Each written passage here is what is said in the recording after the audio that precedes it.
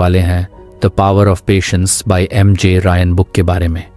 Patience सुनने में एक सिंपल सा वर्ड लगता है, लेकिन इसकी डेप्थ उतनी ही ज्यादा है जितनी किसी ओशन की होती है। ज्यादातर लोग पेशेंस का मतलब बस इतना समझते हैं कि चुपचाप इंतजार करना या कुछ ना करना और वेट करते रहना, लेकिन असली मतलब इससे कहीं आगे है। ऑथर के हिसाब से पेशेंस कोई पैसिव चीज नहीं है, बल्कि एक एक्टिव चॉइस है, एक ऐसा डिसीजन जो हम कॉन्शियसली लेते हैं कि किसी भी सिचुएशन में काल्म और एंगेज्ड रहना है, भले ही रिजल्ट आने में टाइम लगे। यह सिर्फ वेटिंग का नाम नहीं है, बल्कि उस वेट के दौरान खुद को पॉजिटिव, फोकस्ड और इमोशनली स्टेबल रखने की कला है।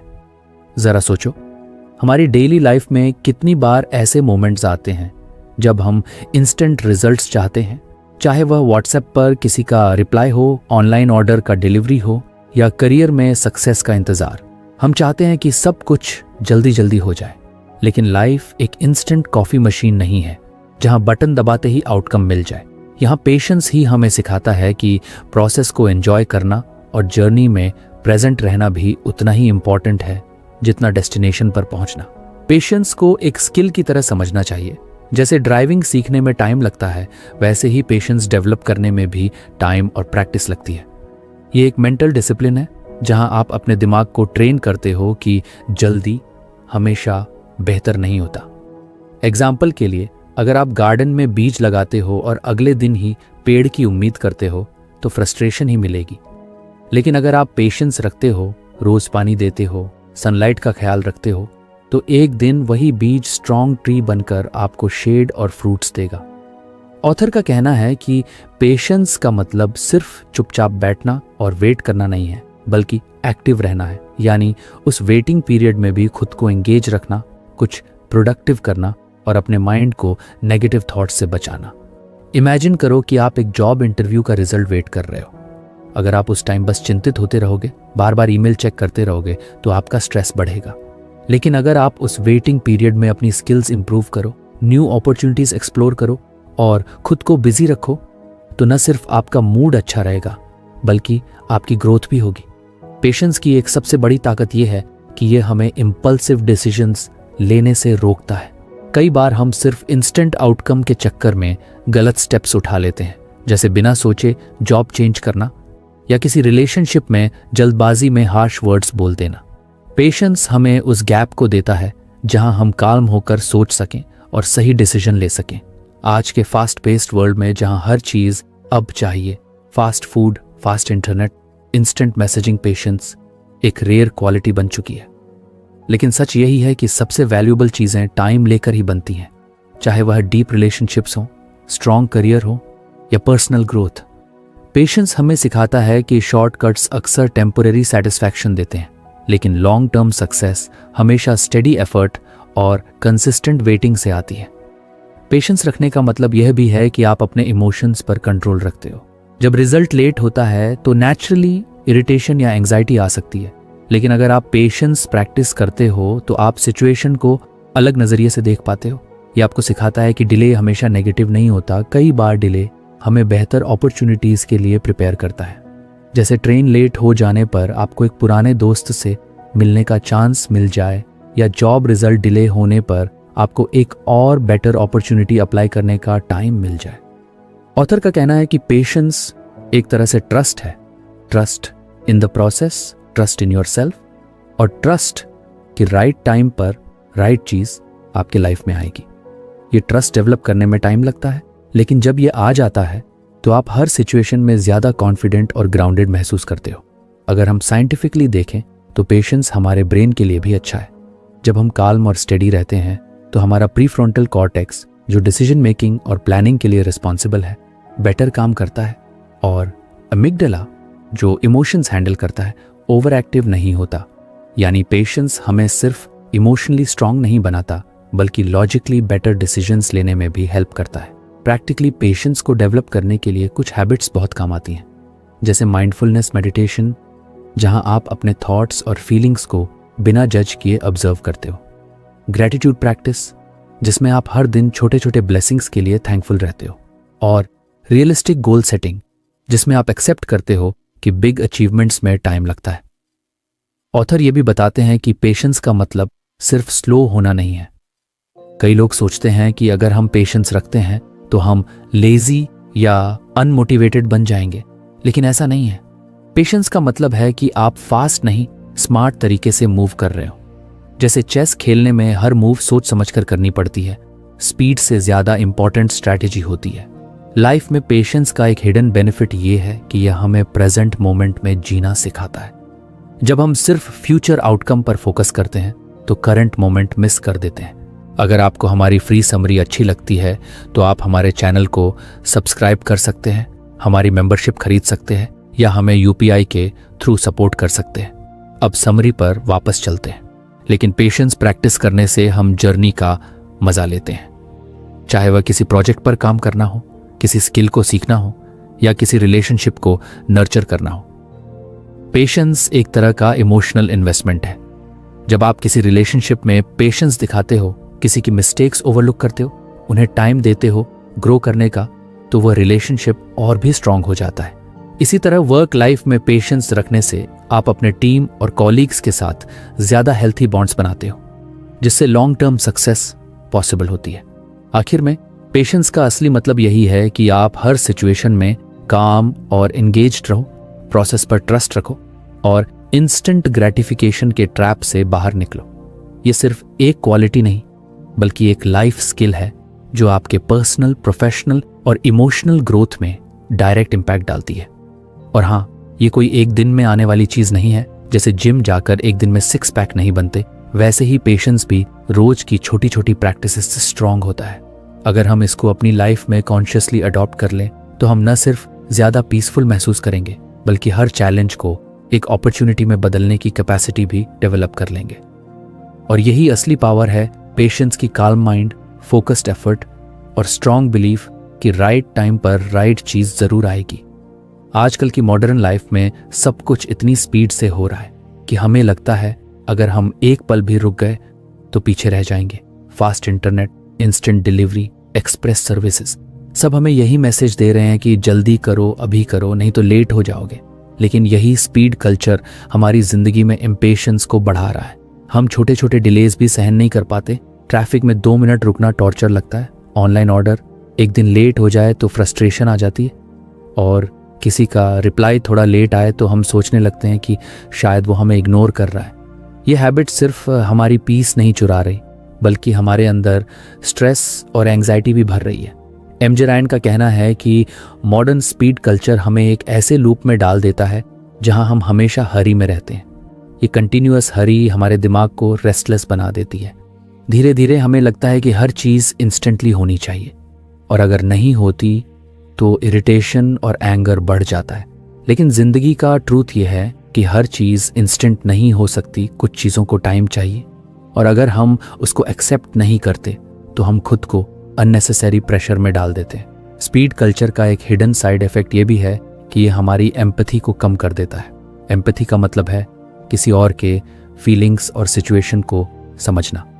लेकिन जब हम हर समय फास्ट फॉरवर्ड मोड में होते हैं तो हमारे पास दूसरों को जेन्युइनली सुनने और समझने का टाइम ही नहीं होता। एग्जाम्पल के लिए, अगर कोई फ्रेंड आपको अपनी प्रॉब्लम बता रहा है और आप ऑलरेडी सोच रहे हो कि मुझे जल्दी खत्म करना है, मुझे काम पर जाना है, तो आप उसकी बात को फील नहीं कर पाओगे। धीरे धीरे हम दूसरों के स्ट्रगल्स के लिए इनसेंसिटिव बन जाते हैं क्योंकि हमारे दिमाग में सिर्फ स्पीड और डेडलाइंस चल रही होती हैं। रायन कहती हैं कि इस लूप से निकलने के लिए हमें कॉन्शियसली स्लो डाउन करना होगा। इसका मतलब ये नहीं कि आपको लेजी बनना है या काम डिले करना है। स्लो डाउन का मतलब है कि आप अपने पेस को कंट्रोल करें, हर काम में अवेयरनेस और प्रेजेंस लाएं। जब आप कॉन्शियस स्लो होते हैं तो आपका दिमाग रिलैक्स होता है, स्ट्रेस लेवल कम होता है और आप दूसरों को भी बेटर अंडरस्टैंड कर पाते हैं। आज की लाइफ में एक कॉमन एग्जाम्पल ले लो, सोशल मीडिया स्क्रोलिंग। हम हर दिन इतने फास्ट पेस में रील्स और वीडियो स्वाइप करते हैं कि हमारा अटेंशन स्पैन छोटा होता जा रहा है।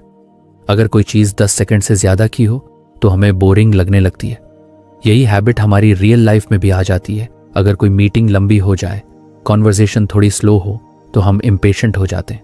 लेकिन अगर हम इंटेंशनली अपने पेस को स्लो करें, जैसे एक बुक को धीरे धीरे पढ़ना, किसी दोस्त की बात बिना इंटरप्ट किए सुनना या नेचर में वॉक करना, तो हमारा माइंड नेचुरली काल्म होने लगता है।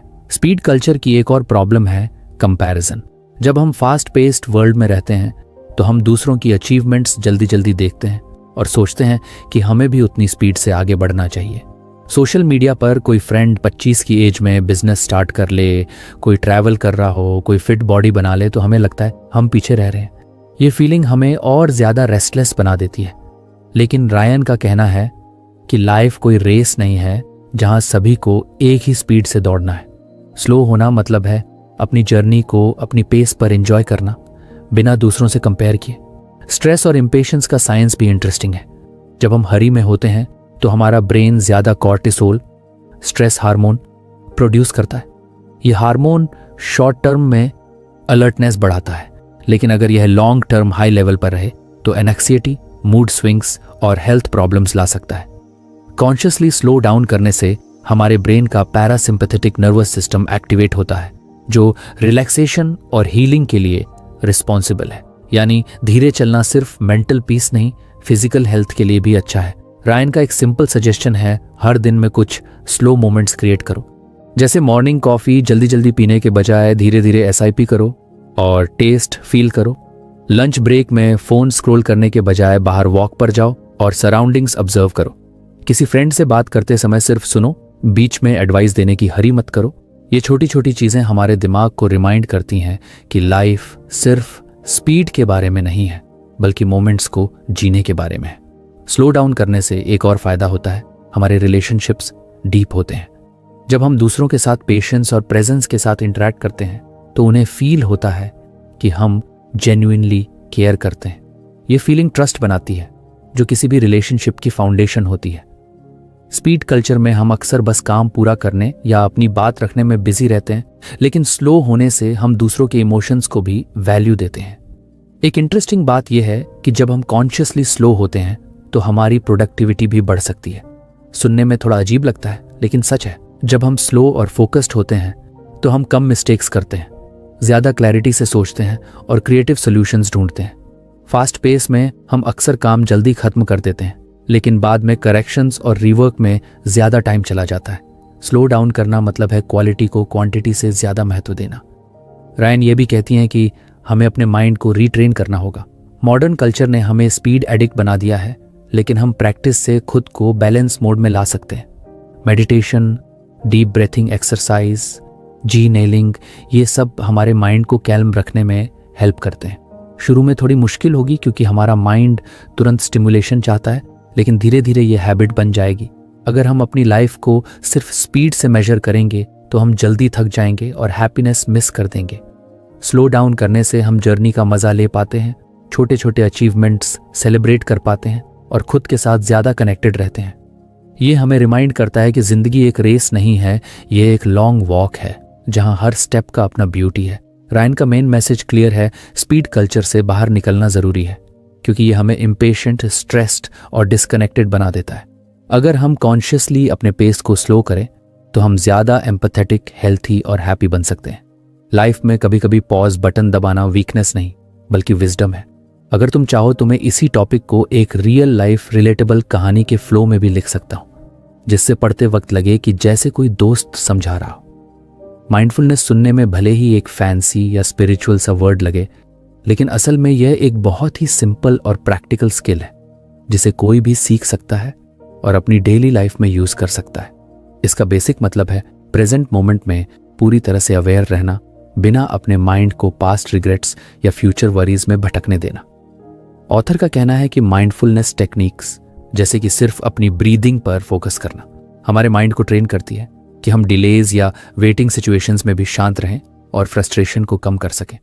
अब सोचो, हमारी लाइफ में कितनी बार ऐसा होता है कि हमें वेट करना पड़ता है ट्रैफिक सिग्नल पर, बस या ट्रेन का इंतजार करते समय, डॉक्टर के क्लिनिक में या किसी इंपॉर्टेंट ईमेल के रिप्लाई का। नॉर्मल तौर पर इन सिचुएशंस में हमारा माइंड रेस्टलेस हो जाता है। हम फोन निकाल लेते हैं, बार बार घड़ी देखते हैं या मन में इरिटेशन आने लगता है। लेकिन माइंडफुलनेस प्रैक्टिस करने से हम इन मोमेंट्स को इरिटेशन की बजाय पीस के मौके में बदल सकते हैं।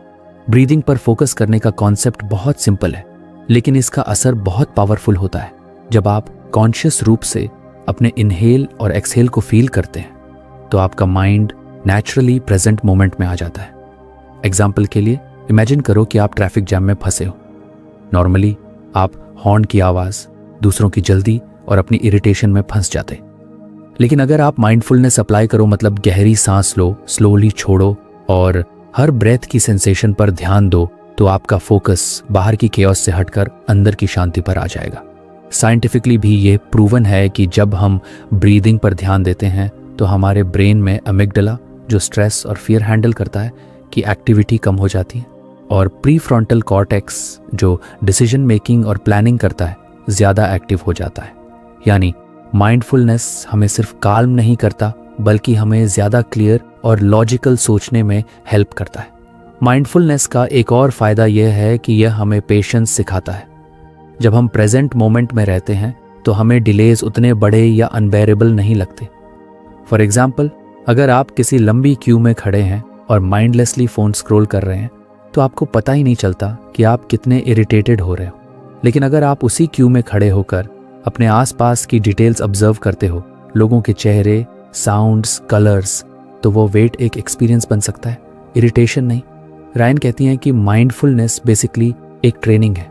जैसे जिम में मसल्स ट्रेन होते हैं, वैसे ही माइंडफुलनेस से हमारा माइंड ट्रेन होता है कि वह हर सिचुएशन में अवेयर और काल्म रहे। शुरुआत में ये थोड़ा अजीब लग सकता है क्योंकि हम हैबिचुअली अपने माइंड को अनकंट्रोल्ड वैंडरिंग में छोड़ देते हैं। लेकिन डेली सिर्फ 5 से 10 मिनट की माइंडफुलनेस प्रैक्टिस से नोटिसेबल डिफरेंस आ सकता है। माइंडफुलनेस टेक्निक्स में ब्रीदिंग के अलावा और भी मेथड्स हैं, जैसे बॉडी स्कैन मेडिटेशन, जहां आप अपने बॉडी के हर पार्ट की सेंसेशन को ऑब्जर्व करते हैं, या माइंडफुल वॉकिंग, जिसमें आप हर स्टेप और फुट के ग्राउंड को टच करने की फीलिंग पर फोकस करते हैं।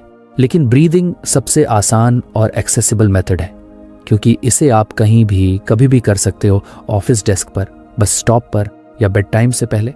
डिलेज में फ्रस्ट्रेशन का एक मेन कारण ये है कि हम आउटकम पर फिक्स हो जाते हैं, मतलब हमें बस एंड रिजल्ट चाहिए और उसका वेट हमें टॉर्चर लगता है।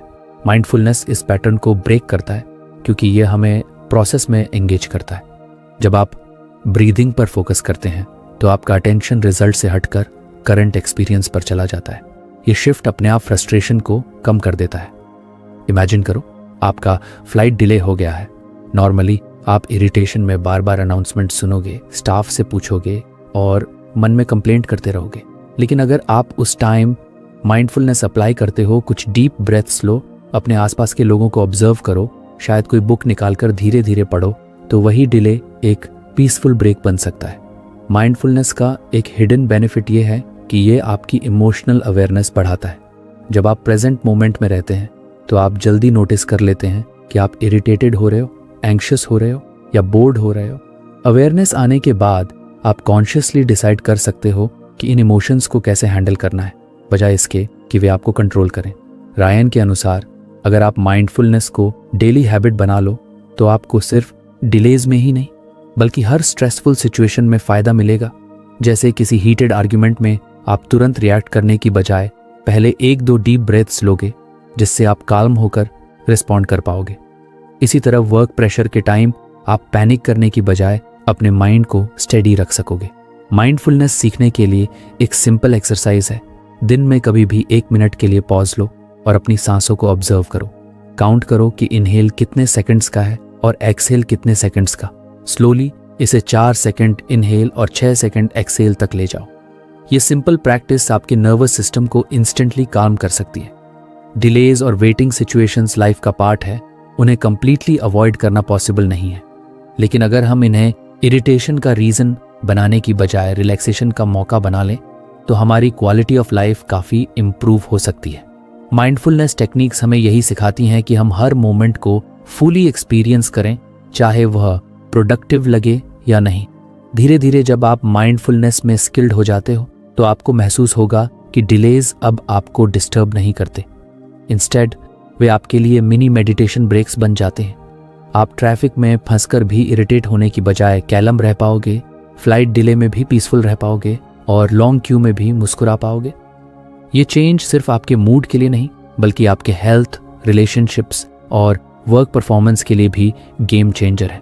आखिर में माइंडफुलनेस हमें ये रिमाइंडर देता है कि लाइफ सिर्फ गोल्स और आउटकम्स का नाम नहीं है, बल्कि हर मोमेंट का एक्सपीरियंस भी उतना ही इम्पॉर्टेंट है। अगर हम हर मोमेंट में प्रेजेंट रहना सीख लें, चाहे वह अच्छा हो या बोरिंग, तो फ्रस्ट्रेशन अपने आप कम हो जाएगा और हमारी ओवरऑल हैप्पीनेस बढ़ जाएगी। माइंडफुलनेस ब्रीथिंग जैसे सिंपल टूल्स से यह पॉसिबल है, बस ज़रूरत है डेली थोड़ा प्रैक्टिस करने की। वेटिंग, ये ऐसा वर्ड है जिसे सुनते ही ज़्यादातर लोग बोर्ड या इरिटेटेड महसूस करते हैं। चाहे वह डॉक्टर के क्लिनिक में लंबा इंतज़ार हो, ट्रैफिक सिग्नल पर रेड लाइट हो, या किसी इंपॉर्टेंट ईमेल का रिप्लाई आने का वेट, हमारे दिमाग में बस यही थॉट आता है कि ये टाइम वेस्ट हो रहा है। लेकिन ऑथर MJ रायन कहती हैं कि अगर हम अपने नज़रिए को थोड़ा बदल दें, यानी वेटिंग टाइम को यूज़फुल या एन्जॉयबल मोमेंट्स में रीफ्रेम कर दें, तो इरिटेशन की जगह अपॉर्चुनिटी आ सकती है। असल में प्रॉब्लम वेटिंग में नहीं है, प्रॉब्लम हमारे परसेप्शन में है। जब हम वेट को बस कुछ न करने का समय मानते हैं तो नेचुरली फ्रस्ट्रेशन आता है। लेकिन अगर हम इसे कुछ अलग करने या कुछ एंजॉय करने का मौका मान लें तो ये सेम सिचुएशन सडनली प्लेजेंट बन सकती है। एग्जाम्पल के लिए सोचो, आप किसी फ्रेंड का कैफे में इंतज़ार कर रहे हो और वह 20 मिनट लेट है। नॉर्मली आप बार बार वॉच देखोगे, मैसेजेस चेक करोगे और मन में इरिटेशन बढ़ेगा। लेकिन अगर आप उसी टाइम एक इंटरेस्टिंग आर्टिकल पढ़ लो, कोई पॉडकास्ट सुन लो या आसपास के लोगों को ऑब्जर्व करके क्रिएटिव थॉट्स सोचो, तो वही 20 मिनट आपके लिए प्रोडक्टिव हो जाएंगे। रिफ्रेमिंग का मतलब है अपने दिमाग को एक नया लेंस देना जिससे वह स्थिति को अलग अलग देख सके। जैसे ट्रैफिक जाम को कर्ज मानने की बजाय उसे एक शॉर्ट ब्रेक समझना, जहां आप अपने फेवरेट सॉन्ग सुन सकते हो या डीप ब्रीदिंग प्रैक्टिस कर सकते हो। या फिर ट्रेन लेट होने को एक ऐसा मौका समझना जिसमें आप किसी पुराने दोस्त को कॉल कर सकते हो जिससे महीनों से बात नहीं हुई। रायन का कहना है कि वेटिंग टाइम को अपॉर्चुनिटी में बदलने के लिए आपको 2 चीजें करनी होंगी। पहली, माइंडसेट शिफ्ट, दूसरी स्मॉल एक्शंस की हैबिट। माइंडसेट शिफ्ट का मतलब है अपने आप से यह कहना कि यह टाइम वेस्ट नहीं है, ये बोनस टाइम है। जब आप इसे बोनस मानोगे तो नेचुरली आपके अंदर क्यूरियोसिटी और पॉजिटिविटी आएगी। स्मॉल एक्शंस की हैबिट का मतलब है कि आपके पास ऐसे छोटे छोटे काम रेडी हों जो आप वेटिंग के दौरान कर सकते हो, जैसे ग्रैटिट्यूड लिस्ट बनाना, किसी हॉबी के लिए प्लानिंग करना या बस माइंडफुली सराउंडिंग्स ऑब्जर्व करना। अब एक रियल लाइफ सिनेरियो इमेजिन करो, आप एयरपोर्ट पर सिक्योरिटी चेक के लिए लंबी क्यू में खड़े हो। नॉर्मली आप इरिटेटेड हो जाते, लेकिन अगर आपके पास ट्रैवल बकेट लिस्ट की प्लानिंग करने के लिए नोटबुक हो तो आप उसी टाइम फ्यूचर ट्रिप्स के आइडियाज नोट कर सकते हो। या फिर आप फोन पर कोई लैंग्वेज लर्निंग ऐप ओपन करके 10 नए वर्ड सीख सकते हो। ये छोटे स्टेप्स न सिर्फ वेट को इंटरेस्टिंग बनाते हैं बल्कि आपके ब्रेन को भी एक्टिव रखते हैं। रिफ्रेमिंग का एक हिडन बेनिफिट ये है कि यह स्ट्रेस लेवल कम करता है। जब हम वेटिंग को नेगेटिव एक्सपीरियंस मानते हैं तो हमारा ब्रेन स्ट्रेस हार्मोन्स रिलीज करता है जिससे मूड खराब होता है। लेकिन जब हम इसे अपॉर्चुनिटी में बदलते हैं तो brain happy chemicals dopamine, serotonin release करता है जिससे हम रिलैक्स्ड और पॉजिटिव फील करते हैं। इंजॉयबल वेटिंग मोमेंट्स बनाने के लिए आप क्रिएटिविटी यूज कर सकते हो, जैसे बस का इंतजार करते समय स्काई के क्लाउड्स को ऑब्जर्व करना और उनमें शेप्स ढूंढना, कैफे में बैठे बैठे लोगों की कॉन्वर्सेशंस के स्निपेट्स सुनकर स्टोरी इमेजिन करना, या पार्क में बेंच पर बैठकर अपने आसपास के कलर्स, साउंड्स और स्मेल्स को नोट करना। ये छोटी छोटी चीजें बोरिंग वेट को भी मेमोरेबल बना देती हैं। रायन ये भी कहती हैं कि वेटिंग टाइम सेल्फ केयर के लिए परफेक्ट होता है। इमेजिन करो, आपको किसी मीटिंग से पहले 15 मिनट का वेट मिल गया। आप उस समय गाइडेड मेडिटेशन सुन सकते हो, अपनी पोस्चर इंप्रूव कर सकते हो या सिंपल स्ट्रेचिंग कर सकते हो। ये चीजें छोटी लगती हैं लेकिन लॉन्ग टर्म में आपकी हेल्थ और मूड दोनों को इंप्रूव करती है। यूजफुल वेटिंग का मतलब सिर्फ प्रोडक्टिविटी नहीं है, ये एंजॉयमेंट भी हो सकता है। अगर आप हमेशा वेट के दौरान सिर्फ काम ही करेंगे तो वह भी टायरिंग लगने लगेगा। इसलिए कभी कभी बस एंजॉय करो, जैसे फेवरेट सॉन्ग सुनना, एक शॉर्ट कॉमेडी वीडियो देखना या नियर बाय कैफे से कॉफी सिप करना। इसे गिल्ट फ्री एंजॉय करना इंपॉर्टेंट है ताकि वेट इरिटेशन में न बदले। टेक्नोलॉजी भी इसमें मदद कर सकती है, लेकिन बैलेंस जरूरी है। अगर हर वेट के दौरान आप बस फोन स्क्रॉल करोगे तो यह भी माइंडलेस हैबिट बन जाएगी। इसलिए कोशिश करो कि टेक्नोलॉजी का यूज पर्पसफुल हो, जैसे कोई इंफॉर्मेटिव वीडियो देखना, लैंग्वेज लर्निंग ऐप यूज़ करना या ऑडियो बुक सुनना। इससे आपका वेट सच में वैल्यूबल लगेगा। रिफ्रेमिंग वेटिंग के पीछे एक डीपर फिलॉसफी है। लाइफ में बहुत सारे मोमेंट्स ऐसे होंगे जो हमारे कंट्रोल में नहीं होंगे। फ्लाइट्स डिले होंगी, लोगों की टाइमिंग मिसमैच होगी, प्रोसेस टाइम लेंगे। अगर हम हर बार इरिटेशन में फंस गए तो हम अपनी एनर्जी बर्बाद करेंगे। लेकिन अगर हम इन अनकंट्रोलेबल सिचुएशंस को क्रिएटिवली हैंडल करना सीख लें तो हम हर दिन के हिडन मोमेंट्स का मजा ले पाएंगे। इस अप्रोच को प्रैक्टिस करने का एक तरीका है वेटिंग किट तैयार करना। इसमें आप कुछ एक्टिविटीज रेडी रख सकते हो जो आप वेट के दौरान कर सको, जैसे एक छोटी बुक, नोटबुक और पेन, फेवरेट म्यूजिक प्लेलिस्ट या कुछ पजल्स। जब भी अनएक्सपेक्टेड वेटिंग आए आप रेडी रहोगे और बोर्डम की जगह एंगेजमेंट आएगी। रिफ्रेमिंग का सबसे बड़ा असर यह है कि यह आपकी पेशेंस को नेचुरली स्ट्रांग बनाता है। जब आप बार बार वेट को अपॉर्चुनिटी में बदलते हो तो आपका माइंड इरिटेशन की बजाय क्यूरियोसिटी के मोड में चला जाता है। यह हैबिट आपके वर्क लाइफ और पर्सनल रिलेशनशिप्स में भी दिखती है। आप ज्यादा काल्म, अडेप्टेबल और क्रिएटिव बन जाते हो। अंत में रायन का पॉइंट क्लियर है, वेटिंग टाइम को सिर्फ खाली समय मत समझो, उसे बोनस टाइम समझो। ये वो मोमेंट्स हैं जिन्हें आप चाहे तो वेस्ट कर सकते हो या फिर उन्हें ऐसे एक्सपीरियंसेस में बदल सकते हो जो आपको ग्रो करें, रिलैक्स करें या खुश करें। अगर आप इसे कॉन्शियसली प्रैक्टिस करो तो आप पाएंगे कि लाइफ में अब डिलेज और वेट्स इरिटेशन नहीं बल्कि छोटे छोटे गिफ्ट्स लगने लगेंगे। रिलेशनशिप, ये वर्ड सुनते ही दिमाग में कई इमोशंस एक साथ आ जाते हैं। लव, केयर, हैप्पीनेस और कभी कभी फ्रस्ट्रेशन भी। किसी भी रिलेशनशिप में, चाहे वह रोमांटिक हो, फैमिली वाला हो, फ्रेंडशिप हो या प्रोफेशनल, पेशेंस एक ऐसा एलिमेंट है जो इसे स्थिर, स्वस्थ और लंबे समय तक बना सकता है। Author MJ. रायन का कहना है कि धैर्य संबंधों में गलतफहमी को कम करता है, विश्वास को गहरा करता है और इंटरैक्शंस को ज्यादा कंपैशनेट बनाता है। अब सोचो, कितनी बार हम जल्दी जल्दी में किसी की बात पूरी सुने बिना ही कंक्लूजन पर पहुंच जाते हैं। किसी फ्रेंड ने टेक्स्ट रिप्लाई लेट किया तो हम सोचने लगते हैं कि शायद वह नाराज है। पार्टनर ने थोड़ा ड्राई टोन में बात की तो हमें लगता है कि मूड खराब है और वजह हम है। ये छोटी छोटी असम्पशंस मिसअंडरस्टैंडिंग्स में बदल जाती हैं और मिसअंडरस्टैंडिंग का रूट कॉज होता है इम्पेशेंस। जब हम पेशेंस रखते हैं तो हम दूसरे को पूरी तरह एक्सप्लेन करने का टाइम देते हैं, उनकी पर्सपेक्टिव को समझते हैं और बिना प्रूफ के कंक्लूजन्स पर नहीं पहुंचते। पेशेंस का मतलब रिलेशनशिप में बस चुप रहना या इग्नोर करना नहीं है, बल्कि एक्टिवली सुनना और सिचुएशन को काल्मली हैंडल करना है। एग्जाम्पल के लिए, अगर आपका कॉलीग मीटिंग में किसी पॉइंट पर डिसएग्री करता है तो इम्पेशेंस में आप तुरंत डिफेंसिव हो सकते हैं, लेकिन पेशेंस में आप पहले उसकी बात काल्मली सुनेंगे, उसके रीजन समझेंगे और फिर रिस्पेक्टफुली अपना पॉइंट रखेंगे। इससे अननेसेसरी कॉन्फ्लिक्ट अवॉइड हो जाता है और म्यूचुअल रिस्पेक्ट बढ़ता है। पेशेंस ट्रस्ट को भी गहरा करता है और ट्रस्ट किसी भी रिलेशनशिप की बैकबोन है। जब आप पेशेंस दिखाते हो, जैसे किसी के पर्सनल ग्रोथ के लिए समय देना, उनकी मिस्टेक्स ओवरलुक करना या उनके साथ डिफिकल्ट फेजेस में कामली खड़े रहना, तो दूसरा इंसान फील करता है कि वह आपके सामने खुद को जैसा है वैसा दिखा सकता है बिना जजमेंट के डर के। यही फीलिंग ट्रस्ट को बिल्ड करती है। ट्रस्ट ओवरनाइट नहीं बनता, ये बार बार के पेशेंट इंटरेक्शन से स्ट्रांग होता है।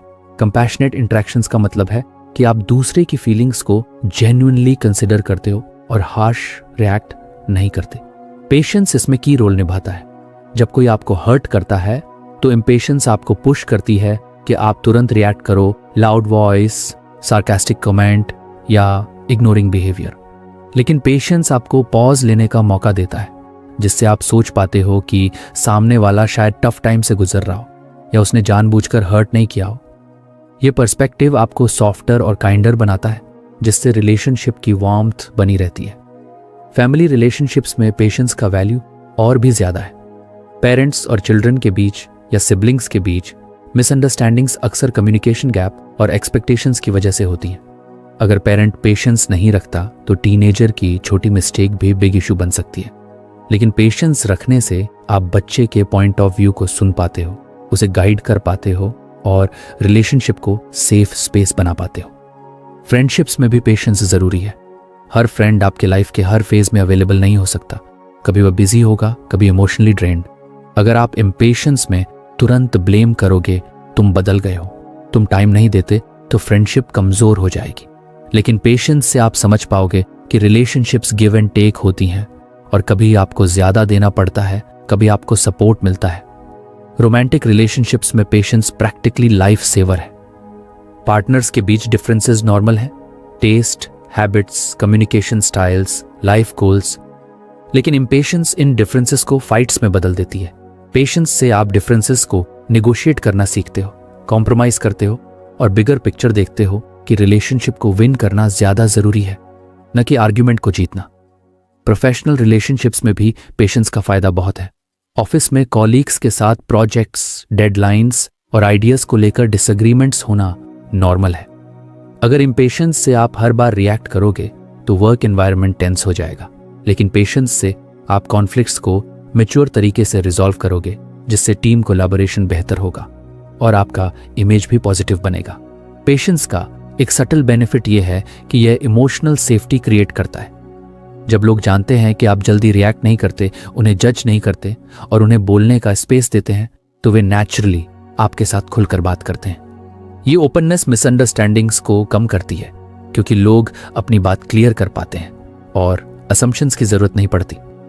रायन कहती हैं कि पेशेंस एक प्रैक्टिस है, ये ऑटोमेटिक नहीं आता, खासकर जब इमोशंस हाई हों, लेकिन आप कुछ टेक्निक्स से इसे डेवलप कर सकते हो।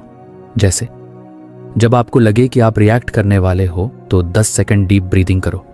अपने आप से पूछो, क्या मुझे अभी रिएक्ट करना जरूरी है?